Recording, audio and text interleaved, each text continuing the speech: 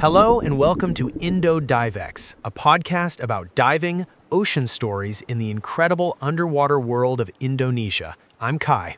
And I'm Nia.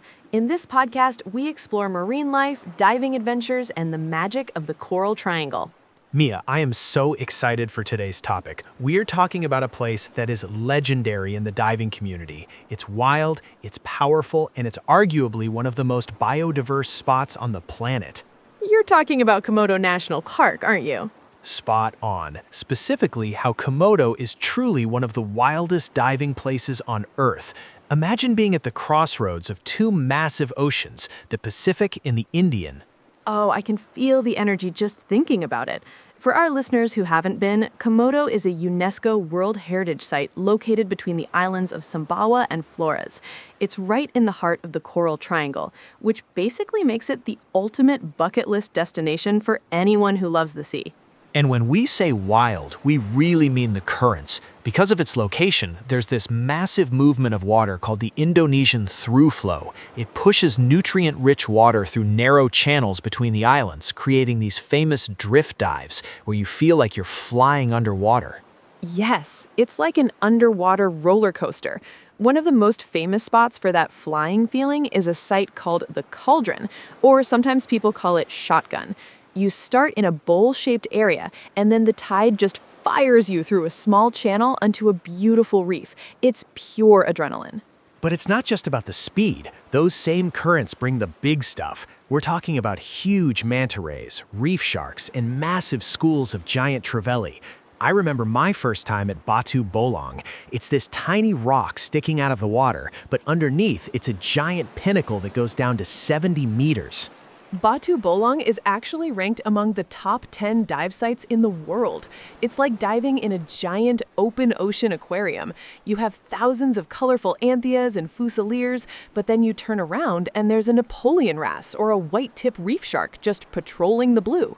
It really shows the two sides of Komodo. You have the north, which is generally warmer with crystal clear visibility, often over 30 meters. Sites like Castle Rock are legendary there for seeing sharks and big pelagic fish.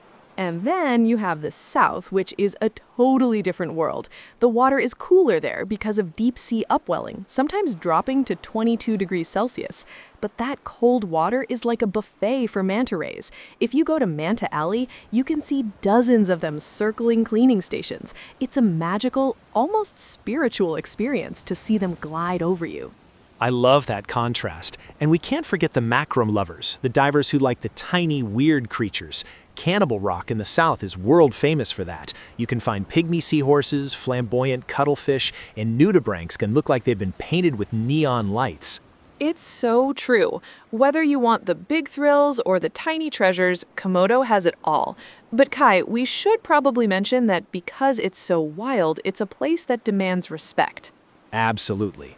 Most of the top sites are best for intermediate to advanced divers who are comfortable with strong currents. You often use reef hooks to hold onto rocks so you can just hang out and watch the sharks swim by without getting swept away. Exactly. Safety first. It's always about listening to your guides. They know how the tides change with the moon cycles. Now, before we wrap up our Komodo story, how about some interesting ocean facts related to this wild place? I've got a good one. Did you know that the temperature difference between North and South Komodo is so distinct because the islands act as a physical barrier between the warm Pacific and the cool Indian Ocean? You can literally experience a 5 to 7 degrees Celsius drop just by traveling a few hours south. That's wild. My fact is about the UNESCO protection. While everyone knows the park was originally created in 1991 to protect the Komodo dragon, that protection has been a huge win for the ocean too. Because it's a protected area, the fish biomass and coral health are much higher here than in many other parts of the world. It really shows that when we protect the land, the sea benefits too. Which brings us to a quick reflection. Why does this all matter? For me, places like Komodo are a reminder of what the ocean should look like. It's raw, it's healthy, and it's full of life. It's a glimpse into the heart of our planet. Well said. When you're underwater in Komodo, you realize we are just visitors in their world. It makes you want to work that much harder to protect these ecosystems for the next generation of explorers. If you're planning a trip for 2026, just a heads up, there is a new visitor quota of 1,000 people per day for the park, so you'll want to book your liveaboard or resort well in advance. Great tip. It's all about sustainable tourism now to keep Komodo wild. Thank you for listening to IndoDiveX. If you enjoyed this episode, don't forget to follow the podcast and share it with fellow ocean lovers. Until the next dive, keep exploring and keep protecting our ocean.